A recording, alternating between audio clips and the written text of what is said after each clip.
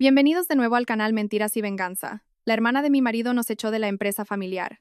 Mi marido y yo aceptamos con una sonrisa. Un mes después, ocurrió algo inesperado que dejó a toda su familia petrificada. Mi suegra se derrumbó, llorando sin poder emitir sonido. Hay eventos en la vida que, cuando suceden, creemos que son una desgracia. Pero al mirar atrás comprendemos que el destino nos estaba sacando de un pozo tan profundo que, de habernos quedado, jamás habríamos podido levantar cabeza. El día que la hermana de mi marido nos echó de la empresa familiar, un silencio sepulcral se apoderó de la sala de juntas. Se plantó frente a mí, golpeó la mesa con fuerza, y con una voz gélida, sentenció: «Esta empresa es de mi familia. Si tan buenos sois, id a buscaros la vida fuera. Dejad de aferraros a esto como si fuerais los salvadores». Antes de que pudiera decir nada, mi marido, Mateo, me tomó de la mano. No se enfadó, no discutió. Solo miró a su hermana y dijo en voz baja: «De acuerdo. Si es lo que quieres, Isabel, nos vamos». En ese momento, seguramente toda su familia pensó que suplicaríamos. Creyeron que, sin su apoyo, sin nuestro trabajo, perderíamos nuestro estatus en lo que llamaban la empresa familiar. Pero no sabían que éramos nosotros quienes habíamos rescatado esa empresa del borde del abismo. Y mucho menos imaginaban que, un mes después, el mismo día en que nos despidieron con regocijo, se convertiría en el inicio de una pesadilla que los dejaría a todos paralizados. Antes de trabajar para la familia de mi marido, mi nombre era Alba, y era jefa de operaciones en una gran empresa de producción en el cinturón industrial de Valencia. Mi trabajo no tenía glamour, pero era estable, con una buena posición y un sueldo decente. Mi marido, Mateo, era jefe técnico, responsable de la maquinaria y el control de calidad. Aunque no éramos ricos, vivíamos tranquilos y cada mes conseguíamos ahorrar una pequeña cantidad. Mi suegro, Arturo Torres, era el dueño de Maderas Torres, una empresa especializada en la producción y distribución de materiales de interiorismo. El nombre sonaba imponente, pero en realidad, la compañía llevaba años en declive. Los libros de contabilidad eran un caos. El almacén rebosaba de stock sin vender, los clientes de toda la vida se marchaban uno a uno, y los empleados trabajaban por inercia, sin un proceso definido. El dinero que entraba desaparecía sin rastro, y cada gasto parecía justificado. Pero a final de mes, las cuentas nunca cuadraban. Una noche, Arturo nos invitó a cenar a solas. Había pocos platos en la mesa, pero el ambiente era más tenso que de costumbre. A mitad de la cena dejó los cubiertos, miró a Mateo y luego a mí, y con voz grave dijo: «Me estoy haciendo viejo. Esta empresa es el trabajo de toda mi vida y, algún día, será vuestra. Venid a echarme una mano. No dejéis que todo mi sudor y mis lágrimas se vayan por el desagüe». Yo guardé silencio. Mateo agachó la cabeza durante un largo rato. Sabía que quería a su padre. ¿Qué hombre puede ver a su padre envejecer día a día, ver el negocio familiar al borde del colapso y quedarse de brazos cruzados? Esa noche, en casa, no pudimos dormir. Mateo me cogió la mano, su voz cargada de culpa. «Sé que es un sacrificio para ti, pero si no le ayudamos, me temo que mi padre no podrá soportarlo». Lo miré, suspiré y le dije: «Somos un matrimonio. Iré contigo a donde haga falta. Pero si vamos, tenemos que hacerlo bien, nada de medias tintas». Así que dejamos nuestros trabajos estables y nos incorporamos a Maderas Torres. El primer día que entré en el departamento de contabilidad y vi las pilas de facturas y albaranes sobre la mesa, casi me desmayo. Había pedidos entregados sin cobrar, gastos realizados sin factura clara, proveedores que habían subido los precios 3 veces en un trimestre sin que nadie preguntara por qué. El almacén era aún peor. Las materias primas estaban mezcladas, los productos defectuosos no se separaban, y el stock obsoleto llevaba meses ocupando el mismo rincón. Yo me hice cargo de las finanzas, las operaciones y la gestión de pedidos. Mateo bajó al taller para revisar la maquinaria, los procesos de producción y la calidad final. Los primeros 6 meses prácticamente vivimos en la empresa. A veces, a las 11 de la noche, yo seguía cuadrando albaranes mientras Mateo, cubierto de grasa, revisaba en el taller un lote devuelto por un cliente. Nuestra cena solía ser un bocadillo frío comido a toda prisa sobre el escritorio, pero el esfuerzo dio sus frutos. Logré eliminar gastos absurdos, descubrí a varios proveedores que inflaban los precios, y establecí un nuevo sistema de informes para que mi suegro pudiera ver el flujo de caja real. Mateo modernizó la cadena de producción, redujo los defectos en los productos, y se encargó personalmente de disculparse y retener a los grandes clientes que estaban a punto de marcharse. Al principio los empleados nos miraban con recelo, pero poco a poco se ganaron nuestro respeto al ver que trabajábamos de verdad, que no estábamos allí solo para ocupar un sillón. Hacia el séptimo mes, la empresa empezó a generar beneficios claros. Los pedidos volvieron, recuperamos parte de las deudas y el taller funcionaba a un ritmo constante. En una reunión, Arturo, eufórico, dijo delante de todos los empleados: sin Alba y Mateo, Maderas Torres no seguiría en pie. Al oírlo, sentí un gran alivio. Por fin nuestro esfuerzo era reconocido. Pero no me di cuenta de que, en un rincón de la sala, mi cuñada, Isabel, me observaba con una mirada muy extraña. No sonreía ni aplaudía. Se quedó sentada, con los brazos cruzados y los labios apretados, como si el elogio de su padre hacia nosotros le hubiera arrebatado algo que le pertenecía. Y fue a partir de esa mirada cuando la verdadera tormenta comenzó. Las palabras de mi suegro deberían haber sido motivo de alegría para toda la familia. Sin embargo, pocos días después, empecé a sentir una frialdad que se colaba sigilosamente en cada cena, en cada reunión, en cada mirada de mi cuñada.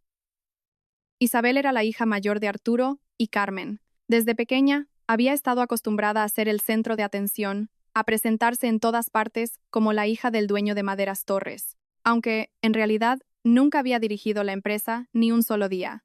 A Isabel no le faltaba dinero ni estatus. Se había casado con un hombre adinerado, vivía en un ático espacioso, vestía ropa de marca y los fines de semana los pasaba en spas o tomando el aperitivo con sus amigas. Pero lo que más le gustaba era visitar la empresa de vez en cuando, entrando con el aire de una verdadera jefa. Solía llevar vestidos de seda, gafas de sol y un bolso caro. Nada más entrar, le preguntaba a la recepcionista: ¿dónde está mi padre? Y preparadme un café con poca azúcar. Los empleados, por respeto a Arturo, la llamaban señorita Isabel, y algunos, más aduladores, incluso jefa. A ella le encantaba oírlo y sonreía de oreja a oreja. Se sentaba en el despacho de dirección, cruzaba las piernas, sostenía su taza de café y opinaba sobre todo. Una vez, mirando el plan de producción de Mateo, soltó con total naturalidad: ¿por qué no duplicáis la producción de golpe? Con estas cantidades, nunca nos haremos ricos. Mateo se limitó a guardar silencio. Sabía que explicarle conceptos técnicos a alguien que no los entendía era más agotador que reparar una máquina averiada. Al principio, yo mantenía las formas con ella, respondía a sus preguntas y, si sus sugerencias eran erróneas, intentaba corregirla con delicadeza para no dejarla en evidencia. Pero cada día se sentía más molesta al ver que los empleados acudían más a mí que a ella. El encargado del almacén me preguntaba cómo gestionar el stock obsoleto. La contable me consultaba sobre el procedimiento para aprobar pagos y el departamento comercial me pedía la nueva política de precios. Cada vez que esto ocurría, la mirada de Isabel se ensombrecía. Un día, mientras hablaba con el jefe de almacén sobre la clasificación de materias primas, ella se paró en la puerta y soltó con una sonrisa sarcástica: últimamente, para hacer cualquier cosa en esta empresa hay que preguntarle a Alba, ¿no? Ya no sé quién es realmente de la familia. Oí perfectamente sus palabras, pero me limité a sonreír y responder: como soy la responsable de esta área, me preguntan a mí para que sea más práctico, Isabel. Ella arqueó una ceja. Sí, tan práctico que se convierte en costumbre, y la costumbre hace que una se crea que esto es suyo. Empecé a sentir que algo no iba bien con esos comentarios, pero me decía a mí misma que solo era una rabieta pasajera. Al fin y al cabo, la empresa estaba mejorando y toda la familia debería estar contenta. Pero fui demasiado ingenua. Isabel no solo sentía celos en el trabajo, se los llevaba a casa y los susurraba, gota a gota, al oído de mi suegra. Carmen siempre había preferido a su hija antes que a su nuera. Eso lo supe desde que me casé. Pero yo creía que si me comportaba correctamente, con el tiempo acabaría por aceptarme. Qué equivocada estaba. Unas pocas palabras de Isabel bastaron para que su actitud hacia mí cambiara por completo. Una vez, bajé a la cocina a por agua y la oí decirle a su madre: «Mamá, sigue siendo demasiado confiada. ¿Qué clase de nuera controla todo el dinero, los clientes y el almacén? Como un día nos dé la espalda, nos quedaremos sin nada, y no es broma».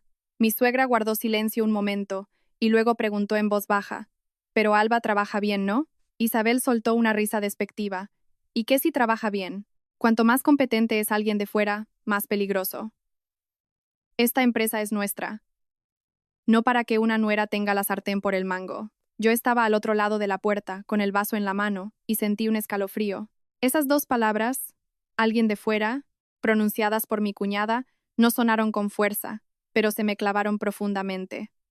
A partir de ese día, mi suegra empezó a hacerme preguntas muy extrañas. Antes no le interesaban los ingresos y gastos de la empresa, pero ahora, en cada comida, sacaba el tema del dinero. El punto álgido llegó el día que presenté el informe de beneficios trimestrales a toda la familia. Por primera vez en años, la empresa tenía ganancias claras. Pensé que mi suegra se alegraría, pero se limitó a mirarme y preguntar: «Con tanto dinero entrando, ¿por qué no me das una parte para que la guarde yo?». Me quedé helada, pero intenté explicarle: «Mamá, ese dinero todavía no es un excedente. Tenemos que usarlo para comprar materia prima, pagar los salarios y las deudas con el banco y los proveedores. Si lo sacamos sin control, el flujo de caja se romperá». Hablé despacio, usando las palabras más sencillas que pude. Pero Isabel, sentada a su lado, dejó los cubiertos sobre la mesa y soltó una risa fría. «¿Lo ves, mamá? Ahora, hasta para preguntar por el dinero de nuestra propia empresa, tenemos dificultades». Mateo intervino de inmediato. «Isabel, habla con propiedad. Todos los ingresos y gastos llevan la firma de papá y están registrados en el sistema. Alba no se ha quedado ni un céntimo». Apenas terminó de hablar, mi suegra se giró hacia él y le recriminó: «Tú cállate. Desde que te casaste siempre la defiendes. Esta empresa pertenece a la familia Torres, no a la familia de tu mujer». Esa frase dejó la mesa en silencio. Bajé la vista a mi plato de comida fría y sentí un nudo en la garganta. No me dolía que desconfiaran de mí por el dinero, sino que, después de tantas noches en vela, después de haber asumido las tareas más difíciles, a sus ojos seguía siendo alguien de fuera que podía traicionarlos en cualquier momento. Desde ese día, el ambiente en casa y en la empresa se volvió insoportable. Si cometía un error, me lo echaban en cara, pero si hacía las cosas bien, también me cuestionaban. Si retrasaba la aprobación de un pago que no me parecía justificado, decían que ponía trabas a la familia. Si reservaba dinero para pagar los salarios, me acusaban de no ser considerada. Cuanto mejor le iba a la empresa gracias a mi trabajo, más me veía Isabel como una amenaza. Una tarde, al pasar por el despacho de dirección, la oí decirle a mi suegra: «Si quieres recuperar la empresa, tienes que poner a gente de confianza. Si dejas que ese par lo controle todo, un día llorarás y será demasiado tarde». Me detuve en seco en el pasillo. En ese momento, supe que mis sospechas eran ciertas. Isabel no solo quería recuperar su influencia en la empresa, estaba buscando la manera de expulsarnos de nuestros puestos, paso a paso, usando a nuestra propia familia en nuestra contra. Un mes después de aquella conversación que escuché en el pasillo, Isabel trajo a un desconocido a la empresa. Era un lunes por la mañana. Acababa de cerrar las cuentas con el departamento de contabilidad cuando la recepcionista me llamó: «Señora Alba, la señorita Isabel ha traído a un invitado para ver al señor Arturo. Dice que es un asunto muy importante». No le di mayor importancia. La empresa estaba ampliando su red de clientes y no era raro que alguien viniera a proponer negocios a mi suegro. Pero cuando pasé por la sala de juntas principal y vi al hombre sentado junto a Isabel, sentí una extraña inquietud. Tendría algo más de 40 años. Vestía una camisa blanca impecable, un traje azul marino, el pelo engominado y un reloj brillante en la muñeca. En cuanto Arturo entró, se levantó de un salto y le estrechó la mano con gran ceremonia. «Don Arturo, un placer. Llevo mucho tiempo oyendo hablar de usted, y por fin tengo la oportunidad de conocerle. Se nota que es un hombre hecho a sí mismo. Su porte lo dice todo». A mi suegro, que le encantaba ser respetado, se le relajó el rostro al instante. Isabel, sentada a su lado, esbozó una sonrisa de satisfacción. Nos presentó al hombre, cuyo nombre era Adrián, un antiguo conocido de un círculo de empresarios. Según ella, había sido director de operaciones en una gran corporación. Isabel no paraba de elogiarlo, insistiendo: «Papá, a alguien como Adrián es muy difícil encontrarlo». Tuve que insistirle mucho para que viniera a ver la situación de nuestra empresa. Adrián, con falsa modestia, intervino: «Isabel exagera. Yo solo tengo algo de experiencia práctica. Una empresa familiar como Maderas Torres tiene un gran potencial. Solo hay que saber dónde tocar para que despegue». Mi suegra, Carmen, al oír la palabra despegar, se iluminó. Inmediatamente, mandó traer el mejor té y le acercó una bandeja de fruta, tratándolo con una familiaridad sorprendente. A Mateo y a mí nos llamaron a la sala poco después. Apenas nos sentamos, Adrián comenzó un monólogo sobre estrategia, mercado, transformación de modelos de negocio y optimización de la cadena de suministro. Hablaba con una fluidez pasmosa, y todo sonaba muy profesional. Pero cuanto más lo escuchaba, más vacío me parecía todo. Hablaba de salir de una mentalidad defensiva, de ampliar los márgenes de beneficio reposicionando el producto, de reducir la fricción interna para acelerar la salida al mercado. Pero cuando le pregunté concretamente en qué área recortaría costes, cómo ajustaría el inventario o qué indicadores usaría como referencia, Se limitó a sonreír y a esquivar la pregunta. Eso requiere un análisis más profundo, señora Alba. Mateo, a mi lado, empezó a fruncir el ceño. Le preguntó a Adrián sobre los estándares de los adhesivos, el margen de error permitido en el corte de los paneles y cómo controlar la humedad de la materia prima. Adrián levantó su taza de té, bebió un sorbo y respondió con ligereza: Yo me encargo de la gestión global. No entro en detalles técnicos. Un buen líder no necesita apretar cada tornillo, sino saber quién debe apretarlos. Su respuesta parecía lógica, pero para alguien como Mateo, que había pasado noches en vela en el taller, sonó a no tengo ni idea. Miré a mi marido y supe que pensaba lo mismo que yo.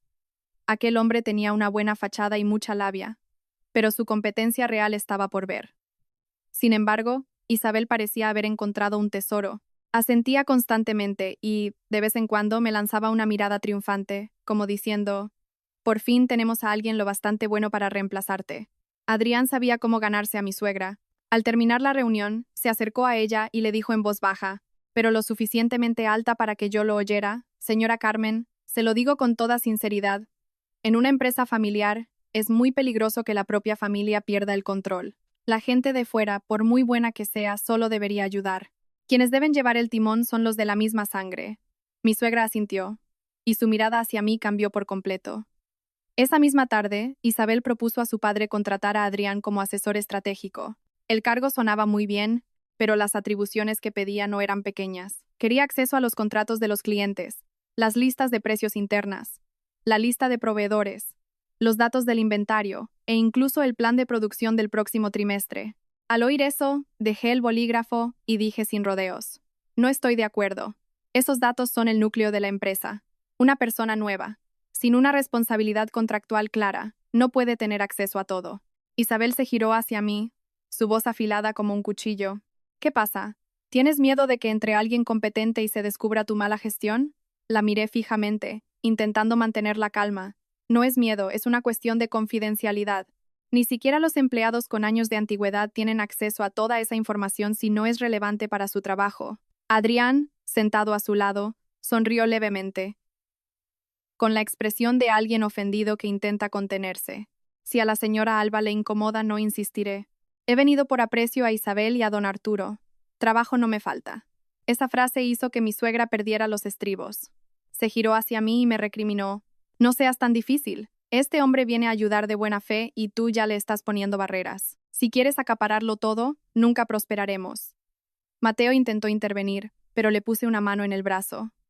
Sabía que si hablaba, su madre volvería a acusarlo de defenderme. Mi suegro, Arturo, permaneció en silencio durante un largo rato. Lo miré, esperando que conservara la sensatez suficiente para entender la importancia de proteger los datos de la empresa. Pero ante la presión de su mujer y su hija, finalmente suspiró y dijo: bueno, que Adrián lo intente por un tiempo. Le daremos acceso por partes. Alba y Mateo, ayudadle en lo que necesite. Al oírlo, Isabel esbozó una sonrisa victoriosa. Adrián se levantó e hizo una profunda reverencia. Gracias, don Arturo. Le prometo que no le decepcionaré. Yo me quedé sentada, con el corazón encogido. Técnicamente, mi suegro había limitado su acceso, no se lo había dado todo. Pero, en el fondo, sabía que la puerta ya estaba abierta.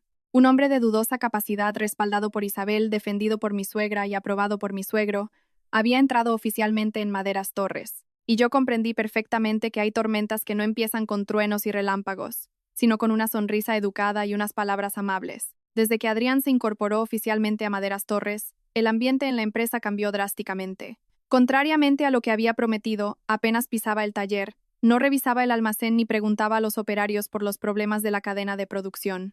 Lo que más hacía era sentarse en su despacho acristalado, abrir su portátil y llamar a los jefes de departamento para pedirles informes. Al principio, todos pensaron que esa era la forma de trabajar de un asesor estratégico, pero me di cuenta de que lo que Adrián quería no eran informes generales, pedía detalles muy específicos. Los contratos de los clientes más importantes, las tablas de descuentos confidenciales, la lista de proveedores históricos, los precios de compra de la materia prima e incluso los proyectos para los que nos estábamos preparando para licitar. Un día, al pasar por el departamento comercial, le oí decir a un empleado joven: envíame el archivo a mi correo personal, por favor. El del trabajo va muy lento y así puedo seguir revisándolo en casa. Me detuve en seco. Entré en la oficina, miré al empleado y dije con firmeza: Toda la documentación interna se envía exclusivamente a través de los correos de la empresa. Los archivos importantes deben tener permisos de acceso restringidos y un tiempo límite de consulta. El empleado se sobresaltó y asintió. Adrián levantó la vista, manteniendo su sonrisa, pero sus ojos se habían vuelto fríos. Cerró lentamente el portátil y dijo: «Señora Alba, es usted demasiado estricta. Con tanto control y bloqueo, es normal que la empresa no crezca». Le respondí con calma. La seguridad no frena el crecimiento. La pérdida de datos es lo que mata a una empresa. Adrián me miró durante unos segundos y luego soltó una carcajada, como si hubiera dicho una tontería. Se dirigió al empleado con un tono entre burlón y serio. «Hazle caso a la señora Alba, está acostumbrada a controlarlo todo. Aquí, para coger un bolígrafo, seguro que hay que rellenar una solicitud». El resto de la oficina esbozó una sonrisa forzada. No dije nada más. Con gente como Adrián, discutir en público solo servía para quedar como la antipática. Opté por vigilarlo en silencio. Contacté discretamente con el informático de la empresa y le pedí que activara un registro de acceso más detallado para las carpetas que contenían contratos y presupuestos. También le advertí a la jefa de contabilidad que cualquier archivo relacionado con costes, descuentos o flujo de caja debía pasar por mí antes de ser compartido. Sin embargo, apenas 2 semanas después, empezaron a ocurrir cosas extrañas. Un cliente importante, al que habíamos conseguido retener con mucho esfuerzo, llamó de repente para cancelar un pedido grande. Era un encargo de mobiliario para una nueva cadena de tiendas, un contrato de un valor considerable. Lo llamé personalmente para saber el motivo. Al otro lado, el gerente de compras me dijo, con cierta incomodidad: «Lo siento, Alba. Hemos recibido un presupuesto mejor. La diferencia no es mucha, pero con el volumen que manejamos, es significativa». Le pregunté de inmediato: «¿Qué diferencia porcentual?». Dudó un momento y respondió: «Alrededor de un 3%. Al oír eso, sentí un escalofrío. El 3% no era una cifra al azar, era exactamente el margen final que yo había calculado en nuestras hojas de coste internas, el precio más bajo al que podíamos vender sin incurrir en pérdidas. Si un competidor ofrecía un precio justo por debajo de esa cifra, significaba que había visto las entrañas de Maderas Torres. Antes de que pudiera investigar más a fondo, el almacén informó de la falta de un lote de materia prima de alta gama. En el sistema constaba como recibido, con el albarán de entrada firmado y sin ninguna salida inusual registrada. Pero al hacer el recuento físico, faltaba casi una cuarta parte del material. Llamé a Mateo para que bajara al taller. Revisó los precintos del almacén, cotejó los registros y fue directo a la sala de cámaras de seguridad. 1 hora después, Mateo me llamó al pasillo. Tenía el rostro tenso. En voz baja me dijo: «Faltan fragmentos de las grabaciones, justo en las horas en que llegó el camión con ese material». Le pregunté: «¿Se han perdido por un fallo del sistema o han sido borrados?». Mateo me miró. Su voz se volvió más grave. «No puedo asegurarlo, pero una coincidencia así es demasiado extraña». Llamé al informático. Al principio titubeó, pero finalmente admitió que Adrián le había pedido permisos de administrador temporales para probar un nuevo software de gestión. Mi corazón se aceleró. «¿Quién se lo autorizó?», le pregunté. El chico agachó la cabeza. «La señorita Isabel me dijo que el señor Arturo lo había aprobado. Pensé que tenía permiso y se los di por unas horas». Le conté todo a mi suegro Arturo. Le expuse cada punto con claridad. El cliente que cancelaba por un precio que coincidía con nuestro margen, la materia prima desaparecida, las grabaciones borradas y el acceso de Adrián al sistema. No saqué conclusiones precipitadas, solo sugerí suspender temporalmente los permisos de Adrián para investigar. Pero antes de que pudiera terminar, Isabel golpeó la mesa. Me miró con furia. «Ya basta, Alba. Lleva aquí unas pocas semanas y cada problema que surge se lo quieres cargar a él. ¿Tanto miedo tienes de que sea mejor que tú?». La miré, conteniendo mi rabia. No se trata de quién es mejor. Se trata de que los datos y los activos de la empresa están en una situación anómala. Isabel soltó una risa despectiva. ¿Anómala o es que tú misma has creado el problema y ahora buscas a quién culpar? Adrián, sentado a su lado, suspiró de repente, con una expresión tan dolida que cualquiera que no supiera la historia sentiría lástima por él. Se levantó y le dijo a mi suegro: «Don Arturo, vine aquí por el aprecio que le tengo a su familia. Si la señora Alba me ve como una amenaza, prefiero marcharme. No quiero ser la causa de la discordia en su casa». Dicho esto, hizo una profunda reverencia, como si estuviera soportando una gran injusticia. Mi suegra Carmen estalló. Se giró hacia mí, su voz áspera. «No creas que por haber hecho un par de cosas bien puedes echar a quien te dé la gana. Esta empresa no la vas a controlar tú sola. Miré a mi suegro, esperando una palabra justa de su parte, pero él se limitó a frotarse la frente y decir con cansancio: dejadlo ya. Si no hay nada claro, no montemos un escándalo. Alba, tú también deberías ser un poco más flexible. Guardé silencio. No porque me faltaron argumentos, sino porque comprendí que estaba en una habitación donde la verdad no podía competir con el favoritismo. Adrián bajó la cabeza, pero vi como una leve sonrisa se dibujaba en sus labios. Fue solo un instante, pero fue suficiente. En ese momento estuve segura de que aquel hombre no había venido a Maderas Torres simplemente para ser un asesor. Ya había empezado a mover sus fichas. En los días siguientes, aumenté mi vigilancia, pero también sentí que caminaba sobre hielo fino. En la empresa, Isabel comenzó a oponerse a mí abiertamente. Los pagos que antes debían pasar por contabilidad, luego por mí y finalmente por mi suegro, ahora ella ordenaba a los empleados que los tramitaran directamente según las indicaciones de Adrián. Una vez, exigí detener un pedido de materia prima cuyo precio era anormalmente alto. Isabel, delante de toda la oficina, me espetó: no por tener las llaves de la caja fuerte te conviertes en la dueña. Si lo bloqueas todo, la empresa morirá por tu culpa antes que por la competencia. No le respondí. Simplemente fotografié el pedido, guardé el código, anoté la fecha y quién lo había solicitado. Quizás por mis años como gerente, mi primer instinto en situaciones anómalas no es discutir, sino guardar pruebas. No sabía cuándo las necesitaría, pero mi intuición me decía que la verdadera tormenta estaba a punto de llegar. Y así fue. Una mañana, al entrar en la empresa, noté un ambiente extraño. Los empleados me miraban y agachaban la cabeza rápidamente. La recepcionista me susurró: señora Alba, el señor Arturo quiere que usted y el señor Mateo suban a su despacho de inmediato. La señorita Isabel también está allí. Miré a Mateo, que acababa de subir del taller con la ropa aún manchada de polvo de madera. Sin decir una palabra, subimos juntos. El despacho de mi suegro estaba lleno.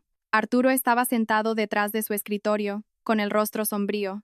Mi suegra, Carmen, a su lado, tenía los ojos enrojecidos como si acabara de llorar. Isabel estaba de pie junto a la ventana, con los brazos cruzados y una expresión gélida. Adrián estaba sentado en una silla, con un grueso dossier perfectamente ordenado frente a él.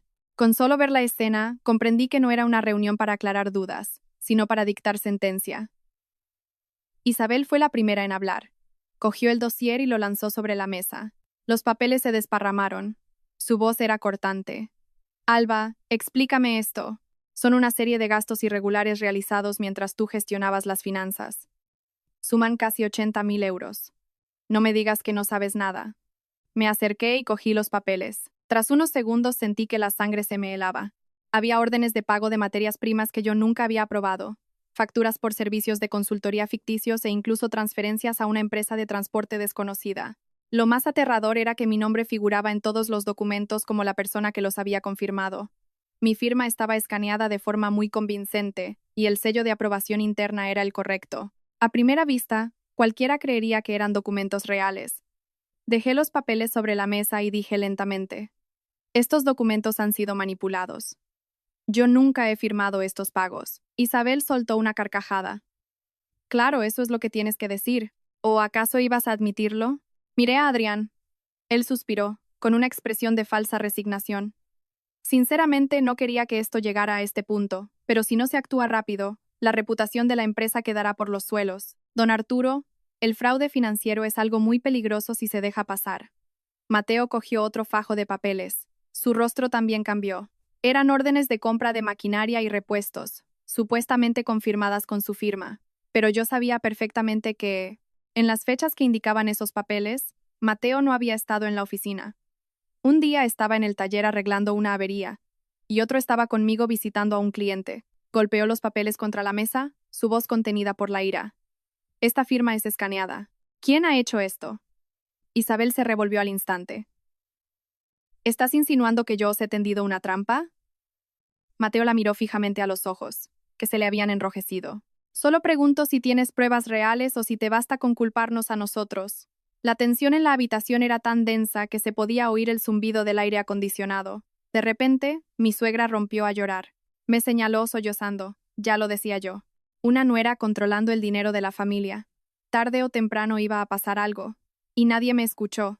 Sus palabras fueron como una bofetada. La miré, a la mujer que había comido los platos que yo cocinaba, que había tomado las medicinas que yo le compraba, que se había alegrado contando los beneficios de la empresa y que, aún así, me creía una ladrona. Quise decir tantas cosas, pero se me hizo un nudo en la garganta. Comprendí que, en esa habitación, ellos ya habían decidido en qué querían creer. Me giré hacia Arturo, la única persona en la que aún albergaba una pequeña esperanza de sensatez. Le dije, «Papá, solo tienes que revisar los datos originales, el historial de modificaciones del sistema y las cámaras de la oficina para saber quién creó estos documentos. Propongo contratar a una auditoría externa independiente». Arturo agachó la cabeza, entrelazando las manos. Guardó silencio durante tanto tiempo que mi esperanza se fue apagando. Finalmente, con voz ronca, dijo, «De momento, dejad el trabajo. Que Isabel y Adrián se encarguen de reorganizar la empresa». Mateo se quedó petrificado. «Papá, ¿eso significa que crees que hemos robado dinero?» Arturo evitó su mirada.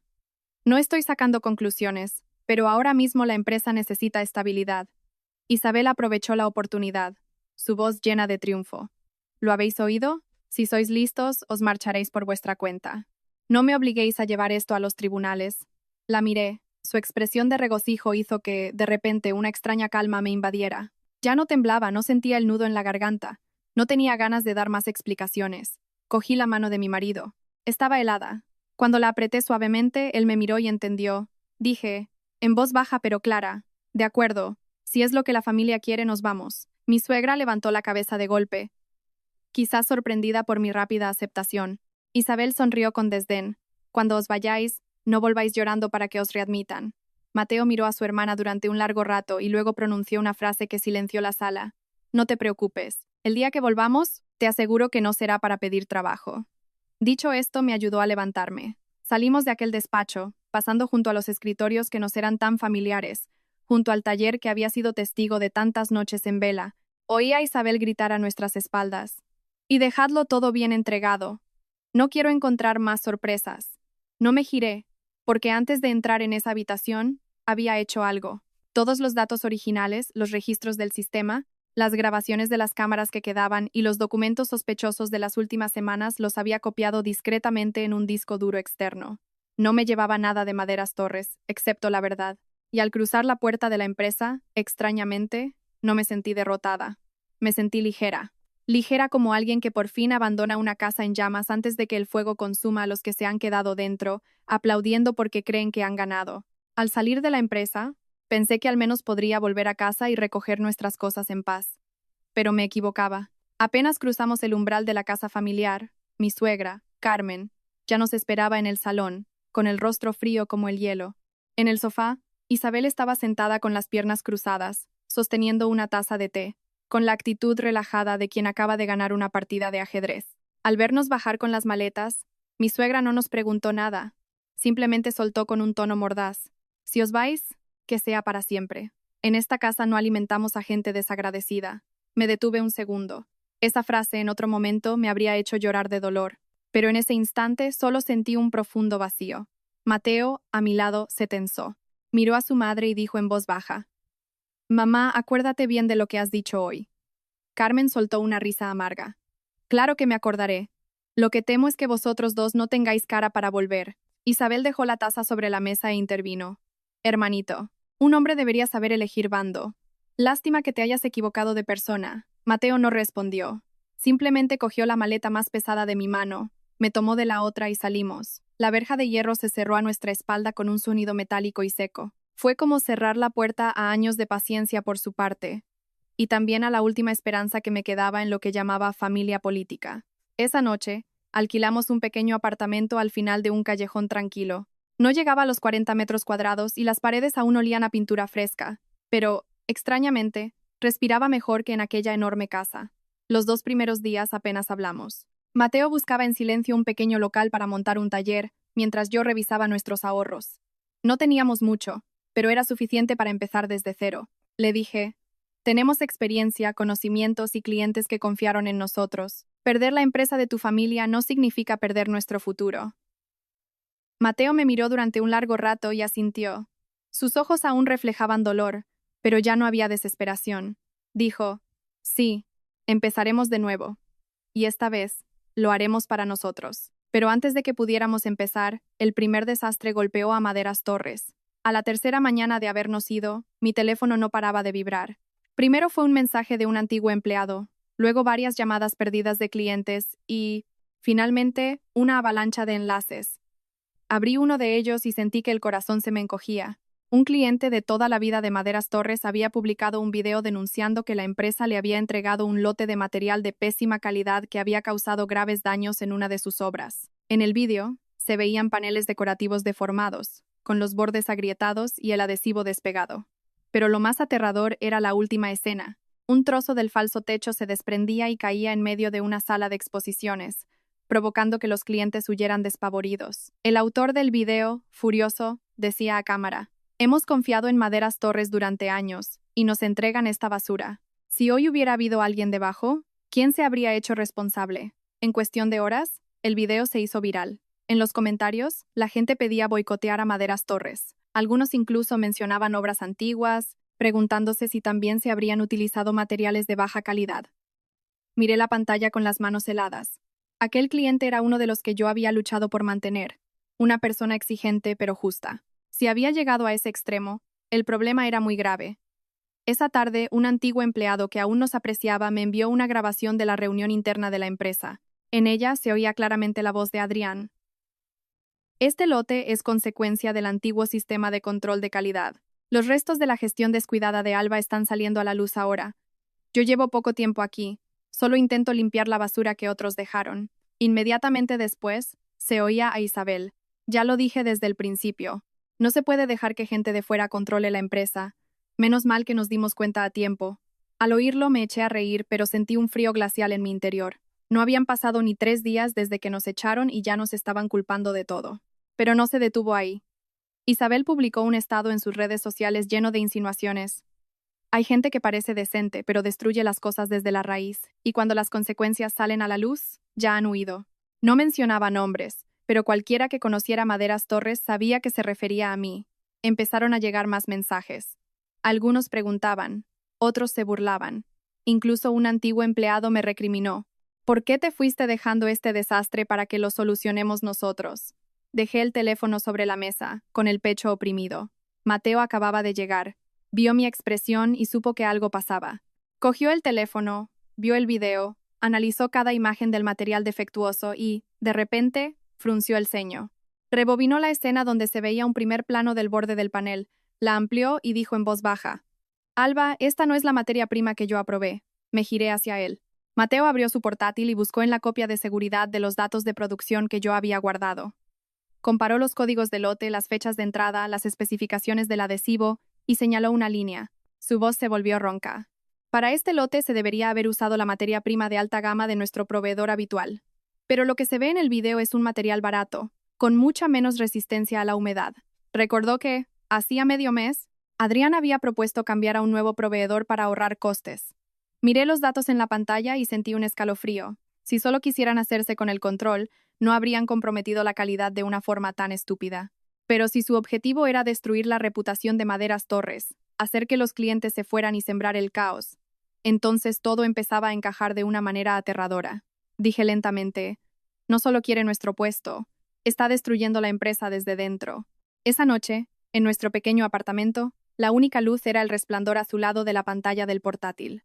Mateo estaba sentado a mi lado, con los ojos enrojecidos de rabia y dolor. Apretó el teléfono con tanta fuerza que los nudillos se le pusieron blancos. Después de un largo rato dijo: "Alba, creo que Adrián no es un tipo cualquiera. Tenía un plan desde el principio". Abrí la carpeta con los datos que había guardado, revisando cada archivo, cada registro de acceso, cada fragmento de cámara que quedaba. Respondí en voz baja: "Lo sé. Y creo que esto no ha hecho más que empezar". Afuera la ciudad seguía iluminada como si nada, pero para mí, en ese momento, la verdadera batalla había comenzado. Ya no se trataba del favoritismo de mi suegra, de los celos de mi cuñada o de que nos hubieran echado. Detrás de Adrián tenía que haber alguien más. Y si no descubríamos la verdad, los nombres de Alba y Mateo quedarían enterrados para siempre bajo el lodo que nuestra propia familia nos había arrojado. Después de esa noche revisando los datos y descubriendo el cambio de materiales, apenas dormí. Solo una pregunta daba vueltas en mi cabeza: ¿quién era realmente Adrián? Una persona normal no podría, en tan poco tiempo, conocer tan bien el funcionamiento de la empresa, y mucho menos atreverse a manipular datos internos y la producción de esa manera. Cuanto más lo pensaba, más me parecía un plan premeditado que un simple fraude. A la mañana siguiente, empecé a llamar a mis antiguos contactos del sector. Tras años trabajando en operaciones, conocía a mucha gente en producción, distribución y logística. Algunos habían colaborado con Maderas Torres, otros habían trabajado conmigo en mi anterior empresa. Al principio, nadie recordaba a un tal Adrián. El nombre era demasiado común. Pero en la sexta llamada, mi interlocutor guardó silencio unos segundos, y luego me preguntó: «Espera, ¿te refieres a un tal Adrián que mide sobre el 1,75 m, con mucha labia y que siempre presume de haber sido director?» Me incorporé de un salto. Mi antiguo colega, David, suspiró al otro lado. «Si es ese, ten mucho cuidado. En este mundillo es famoso, pero no por su talento, sino por jugar sucio». Mi corazón se aceleró. David me contó que Adrián nunca había sido director, como alardeaba. Había sido jefe de ventas en Diseños del Norte, una empresa competidora directa de Maderas Torres en el segmento de interiorismo de alta gama. Hacía más de un año, lo despidieron bajo sospecha de colaborar con proveedores para inflar precios y de filtrar datos de clientes. Le pregunté de inmediato: «Si lo despidieron, ¿qué relación tiene ahora con Diseños del Norte?» David soltó una risa amarga. «Oficialmente, ninguna. Pero en el sector todos saben que sigue en contacto con ellos. Se rumorea que es muy amigo del nuevo director general». Apreté el teléfono. Todas las piezas del puzzle empezaron a encajar. El cliente que perdimos por un presupuesto que igualaba nuestro margen, los nuevos diseños que eran sospechosamente parecidos a los nuestros, las cámaras de seguridad borradas justo en el momento de una entrega clave. Nada era casualidad. Alguien estaba filtrando información desde dentro de Maderas Torres, poco a poco. Esa noche, Mateo y yo volvimos a revisar la copia de seguridad de los datos. Él, con sus conocimientos técnicos, avanzó rápidamente. Cerca de la medianoche me llamó de repente. «Alba, mira esto». En la pantalla se veían 2 diseños de armarios empotrados de Maderas Torres junto a un nuevo anuncio de Diseños del Norte en sus redes sociales. Un profano no lo notaría, pero para alguien del sector era evidente. Era prácticamente el mismo diseño. Incluso los detalles de los cantos y las proporciones eran idénticos. Sentí la garganta seca. Mateo apretó los dientes. «Este diseño lo estuvimos perfeccionando durante 3 semanas. Nunca se lo mostramos a nadie de fuera». Inmediatamente, abrí la carpeta con el registro de correos internos. Después de casi una hora filtrando datos, encontré una cuenta desconocida que había recibido archivos de presupuestos y diseños. El correo era anónimo, pero las fechas de envío coincidían con los momentos en que Adrián había pedido prestados los datos para estudiar el mercado. Ya no tenía ninguna duda.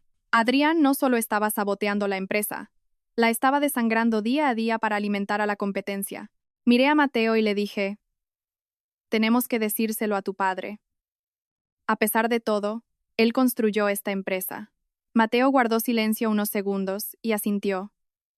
Aunque lo habían despedido, no podía evitar sentir la necesidad de salvar el legado de su padre. Llamé a Arturo. Al principio no contestó. A la tercera llamada, descolgó, su voz cargada de fastidio. «¿Qué quieres ahora?». Intenté mantener la calma. «Papá, necesito verte a solas». «Es algo muy importante sobre Adrián». Apenas oyó su nombre, estalló. «¿Todavía sigues intentando inventarte historias?». Al fondo, oí la voz de Isabel. «¿Lo ves, papá? La echan y sigue resentida, intentando hacer daño». Respiré hondo. «Papá, escúchame solo una vez. Revisa el almacén, las cuentas de pago y los contratos de este último mes. Alguien está vaciando la empresa». Al otro lado hubo un silencio, y luego Arturo soltó una risa amarga. «Quien casi hunde esta empresa eres tú, no él». Y colgó. Me quedé sentada, en silencio.